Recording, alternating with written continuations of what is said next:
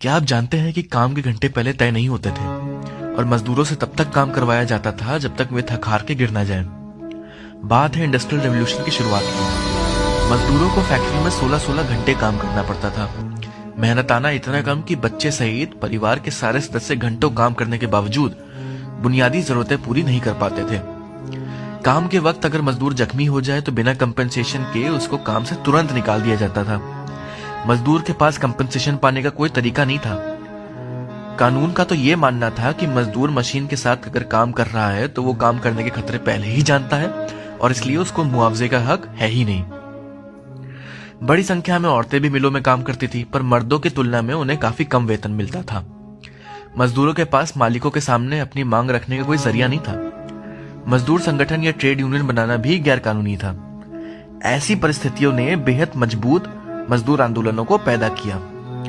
मजदूरों ने अपने श्रम की ताकत पहचानी और अपने हालात को बेहतर बनाने के लिए मिल मालिकों से अपनी मांगे मनवाने के लिए, कलेक्टिव बार्गेन को मजबूत करने के लिए हड़तालें की।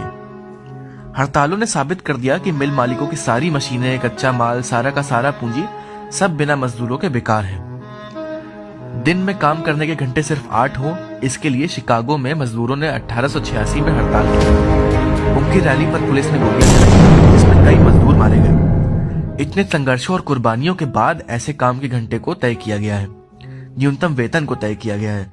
काम पर जख्मी होने पर या मर जाने पर मुआवजा पाने का हक मिला है। समान काम के लिए समान वेतन के कानून बने हैं। मजदूर वर्ग की राजनीति ने दुनिया को बदल दिया।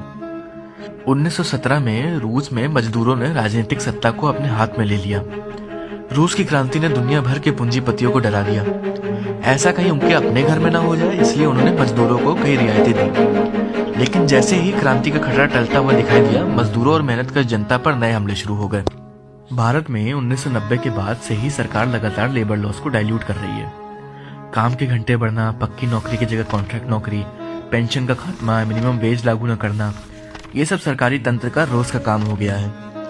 कर्नाटक की सरकार ने ऐसा कानून बना दिया है कि आईटी सेक्टर में काम कर रहे लोगों से उनकी कंपनी दिन में 14 घंटे काम करवा सकती है। अगर आप खुद को मजदूर नहीं भी मानते हैं, आपकी नौकरी में पेंशन नहीं होगी, काम के घंटे 8 से ज्यादा होंगे और विरोध या हड़ताल करने पर शायद आपकी नौकरी भी चली जाए। 1990 से लेकर आज तक जो भी धीरे धीरे हो रहा था, इस सरकार ने एक झटके में करने की कोशिश की है। दशकों की जद्दोजहद से जो हक मजदूरों को मिले, उसे 4 नए लेबर कोड से सरकार एक झटके में खत्म करना चाहती है।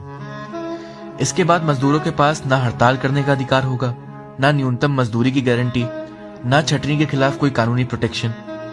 12 फरवरी की हड़ताल सरकार और कॉरपोरेट के हमले के खिलाफ मजदूरों की जवाबी कार्रवाई है। इस सीरीज की अगली वीडियोस में हम एक्सप्लेन करेंगे कि 4 लेबर कोड्स पुराने किन कानूनों को बदलेगा और इसका असर आप पर किस तरह होगा और कैसे होगा।